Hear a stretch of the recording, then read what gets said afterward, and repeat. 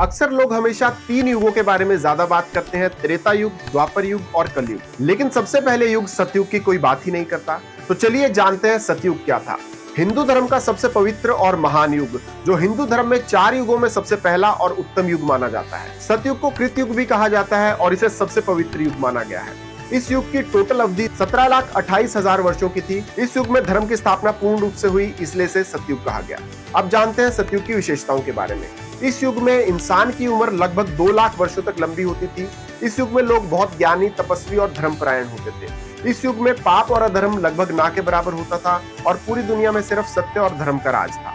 इस युग के लोग सोने के पात्रों का इस्तेमाल किया करते थे और पूरा जीवन तपस्या और ध्यान में लगा देते थे। अब बात करते हैं इस युग में भगवान विष्णु के द्वारा लिए गए अवतारों के बारे में। सतयुग में भगवान विष्णु ने 4 अवतार लिए थे, जिसमें सबसे पहला अवतार था मत्स्य यानी कि मछली का अवतार, दूसरा अवतार था कूर्म यानी कि कछुए का अवतार, तीसरा अवतार था वराह अवतार और चौथा अवतार था नरसिंह का यानी कि आधा मनुष्य और आधा सिंह। ये अवतार पाप और अधर्म का अंत करने के लिए आए थे। अब जानते हैं सतयुग के बाद कौन कौन से युग आए थे। दोस्तों, सतयुग के बाद आया त्रेता युग, जिसमें भगवान राम का अवतार हुआ।